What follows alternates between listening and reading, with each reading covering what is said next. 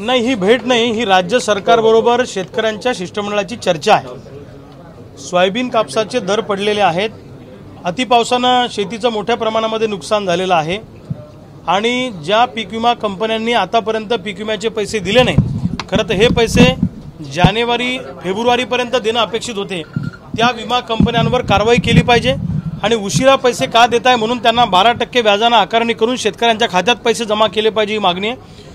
अंबानी अदानीचं कर्ज जसं सरकार माफ करतं केंद्र सरकार राईट ऑफच्या नावाखाली, तसा आज आमचा शेती उद्योग 3 वर्षापासून भाव नसल्यामुळे तोट्यात आहे, त्यामुळे आमचंही कर्ज मुक्त झालं पाहिजे, आम्ही कर्ज माफ झालं पाहिजे अशी आमची मागणी आहे। आणि जंगली जनावरांचा आम्हा शेतकऱ्यांना प्रचंड त्रास होतो, शेतीला मजबूत असं कंपाऊंड करून दिलं पाहिजे। यासह घरकुलाचं अनुदान, ठिबक सिंचनचं अनुदान अशा अनेक मागण्या घेऊन आम्ही अन्नत्याग आंदोलनाला सिंदखेड राजाला राजमाता जिजाऊ माँसाहेबांच्या राजवाड्यासमोर मी अन्नत्यागाला बसलो होतो उपोषणाला। 4 दिवसानंतर राज्य सरकारने आमची दखल घेतली। उपमुख्यमंत्री माननीय अजितदादा पवारांच्या अध्यक्षतेखाली आज आमच्या शिष्टमंडळाची बैठक लावली आणि आज शेतकऱ्यांच्या विविध प्रश्नावर थोड्या वेळाने ही बैठक सुरू होणार आहे। विविध खात्याचे मंत्री, विविध विभागाचे सचिव आणि माननीय उपमुख्यमंत्री अजितदादा पवारांच्या अध्यक्षतेखाली बैठक होऊन या बैठकीमध्ये काय तोडगा निघतो, काय शेतकऱ्यांच्या बाजूने निर्णय होतो की काय होतं हे आम्ही बघू। ही बैठक सकारात्मक झाली तर आम्ही सरकारचं स्वागत करू, पण या बैठकीमध्ये जर का तोडगा निघाला नाही तर मग मात्र या महाराष्ट्रातला शेतकरी पुन्हा एकदा पूर्ण ताकदीनं मध्य प्रदेशच्या शेतकऱ्यांसारखा तुम्हाला रस्त्यावर दिसेल। यापूर्वी तुम्ही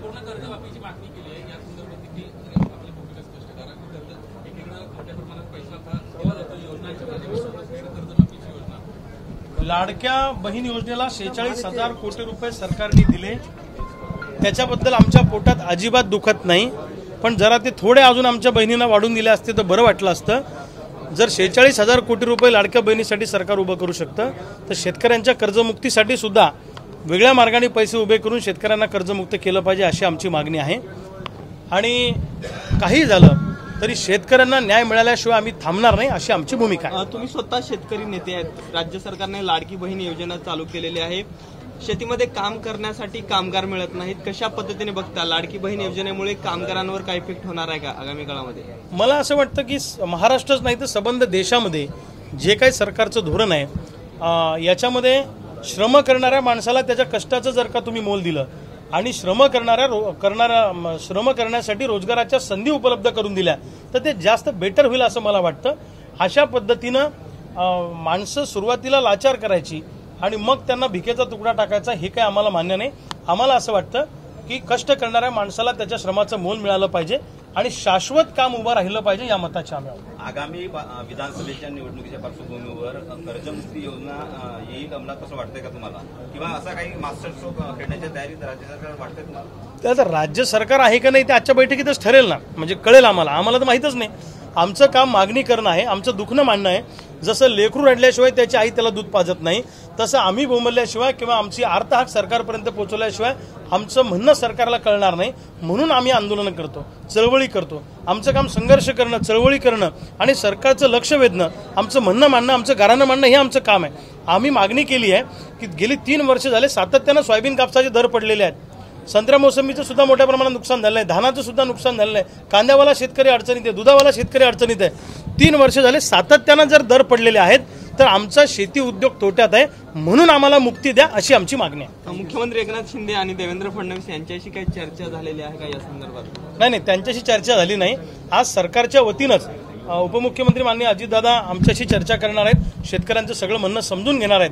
आम्ही सरकारची भूमिका समजून घेऊ, सरकारची भूमिका आम्हाला पटली तर ठीक, नाही तर पुन्हा एकदा आम्ही आंदोलनाचं हत्यार बाहेर काढू। वर्षावरती तुम्ही आंदोलन करणार होतात, पोलिसांनी तुम्हाला ताब्यात घेतलं, आता तुम्ही अजित पवारांची भेट घेत आहे, काही मन की बात होईल असं वाटतंय का? अहो, आम्ही भेट नाही घेते, मी तुम्हाला वारंवार सांगतोय की सरकारने आम्हाला चर्चेला बोलवलंय, सरकारने आम्हाला रीतसर चर्चेचं निमंत्रण दिलंय।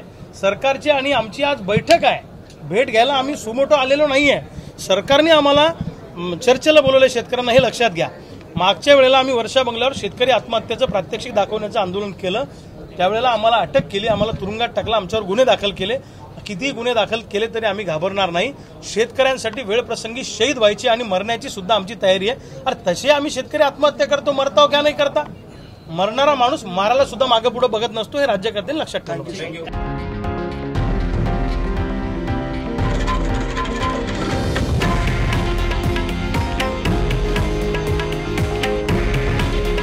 हे आहे देशातील नंबर 1 न्यूज नेटवर्क आणि आपण पाहत आहात TV9 मराठी. काळजी तुमची, हित महाराष्ट्राचं.